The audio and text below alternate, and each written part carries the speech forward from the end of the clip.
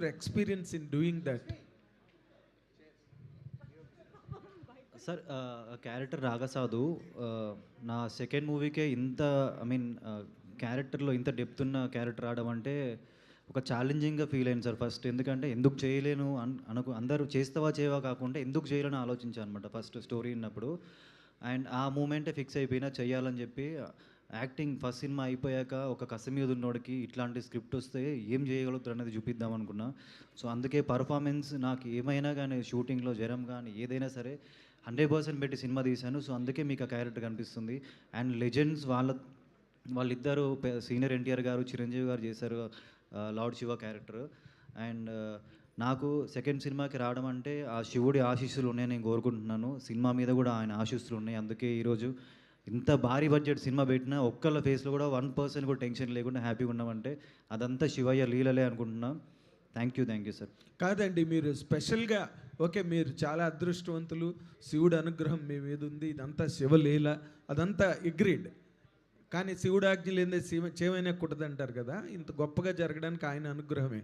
But what is your మీరు తీసుకున్న జాగ్రత్తలు, నియమాలు, క్రమశిక్షణ, ఇవన్నీ వాళ్ళు చాలా బాగా పెర్ఫామ్ చేసినవి క్యారెక్టర్లు రామారావు గారు, చిరంజీవి గారు. దానికి మీరు చేసిన కృషి ఏంటి? నేను స్పెషల్గా అఖండాపుడు బాలయ్య బాబుని కూడా చూసా సార్. Very good. ఆయన ఏంటంటే క్యారెక్టర్ ప్లే చేసేటప్పుడు నాన్ వెజ్ తినకపోవడం అసలు అంటే ఎంత నియమంగా ఉన్నాడో చూశారనమాట. స్పెషల్గా నా దగ్గర ఉండి చూశారనమాట. అండ్ నా లైఫ్లో నాకు అలాంటి నాగసాధు క్యారెక్టర్ వచ్చినప్పుడు నేను కూడా అలానే రోజు పొద్దున్నే 3ంటికి లేచి శివుడికి అభిషేకం చేయడం కానీ, టెంపుల్ మొత్తం ఊడ్చి దేవుడికి కడిగేసి అభిషేకం చేసి. మీరే గుడి ఊడ్చివారా? నేనే ఊడ్చాను సార్. గుడి ఊడ్చి అభిషేకం చేసి అంటే షూటింగ్ స్టార్ట్ కాక 3 మంత్స్ టైం ఉన్నప్పుడు ఇవన్నీ చేసామన్నమాట దేవుడికి దగ్గరుండి. అంటే ఆయన నాకు ఐ మీన్ ఏదో చెయ్యాలనిపించింది సార్, నాకు శివుడికి దగ్గర అవ్వాలనిపించింది. అదేంటో నాకు తెలియదు కానీ ఆ ఫీల్ వచ్చేసింది. డైలీ వెళ్ళి 41 days అభిషేకం చేసే దేవుడికి.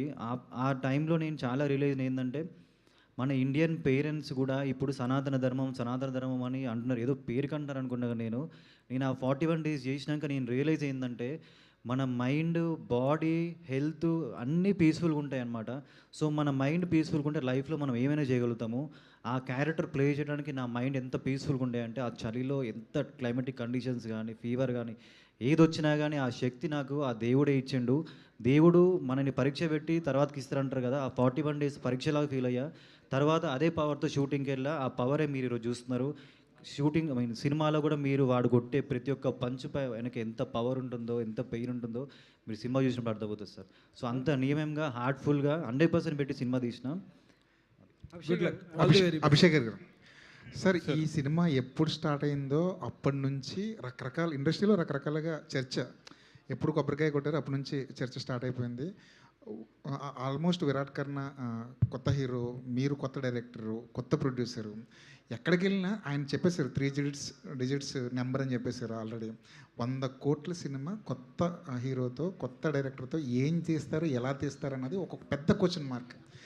ఇది ఏమైనా అంటే బయట మాట్లాడుకున్న జనాలు అసలు ఇంత అవ్వుద్దా, ఇంత అవ్వచ్చా అని రకరకాలుగా మాట్లాడుకున్నారుగా.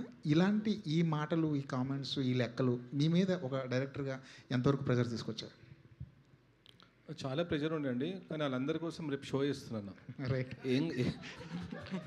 వాళ్ళందరి కోసము వాళ్ళ ఆన్సర్స్ ఏమేమి ఉన్నాయో, క్వశ్చన్స్ ఏమున్నాయో వాళ్ళకి ఫస్ట్ షోలోనే బుక్ చేసిన అందరికీ చూసి ఖర్చు ఎక్కడ అయింది ఏంటని అన్ని ఆన్సర్స్ వస్తాయి రేపు. అభిషేక్ గారు ఇక్కడ, అభిషేక్ గారు సార్ ఇక్కడ సార్ ఫస్ట్ టైం గ్లింప్స్ చూసిన తర్వాత సార్ చాలా మెస్మరైజింగ్. ఇండస్ట్రీ ఒక మంచి సినిమా చూడబోతుంది, ఒక కొత్త టీంతో, ఒక సినిమా అభిరుచి ఉన్నటువంటి ఒక నిర్మాతలు ఇండస్ట్రీకి వస్తే ఎలాంటి కథలు వస్తాయి అనేది సో ఒక ఫస్ట్ గ్లింప్స్ చూపించారు. అందులో అనంత పద్మనాభ స్వామి విగ్రహం తయారీ కావచ్చు, అంటే మీరు కేవలం అది సెట్టే కావచ్చు, కానీ చూసే ఆడియన్కి ఒక డివైన్ పవర్ అనేది స్క్రీన్ నుంచి రిఫ్లెక్ట్ అవుతుంటుంది. సో అనంత పద్మనాభ స్వామి విషయంలో ఎలాంటి జాగ్రత్తలు తీసుకున్నారు, ఆ విగ్రహం ఆ మేకింగ్ కావచ్చు అవన్నీ కూడా, అంటే అక్కడ తీయనీయరు, ఏం ఫోటోషూట్ ఏమీ ఉండదు. సో మీ కళ్ళతో చూసిన దాన్ని తెర మీద మళ్ళీ కళ్ళకి చూపించాలంటే ఎలాంటి జాగ్రత్తలు తీసుకున్నారు?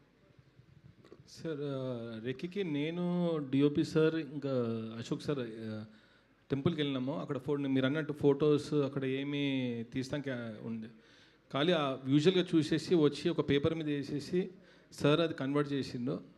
సో వాట్ ఎవర్ ద అక్కడ ఫస్ట్ టైం ఏమైందంటే మాకు sir you should say this Soundar sir మనం వెళ్ళినప్పుడు ప్రధాన అర్చకుడు వాళ్ళ టెంపుల్కి వెళ్ళాం కదా మనం, ఒక్కసారి చెప్పండి. So we spent a day in Anantha Padmanabha Swamy టెంపుల్లో ఒక ఫుల్ డే స్పెండ్ చేసాం. We observed everything and of course Ashok గారికి ఆల్ కైండ్స్ ఆఫ్ ఆర్కిటెక్చర్ అన్నీ ఆల్రెడీ తెలుసు. So we observe that and one more thing we are very particular is దాంట్లో ఏమి మన స్క్రిప్ట్లో దాంట్లో ఏది తప్పు జరగకూడదు అన్నదానికి we spoke to the main priest there and found out that we are doing a fictional story based on mythological fact. So తప్పు ఏం జరగకూడదు అన్నదానికి we are very careful. We spoke to him for 1 hour. He blessed us and then we went ahead. But all the detailing and this thing was observed by all of us. And Ashok sir ki, I mean, we don't have to say, he's... sir great job sir. అంటే చాలామంది art directors cinema set వరకే ఉంటుంది తప్ప ఆ divine power అనేది ఆడియన్స్లోకి తీసుకెళ్ళేలా ఉండేది మీ work అంతా కూడా కనిపించింది. So great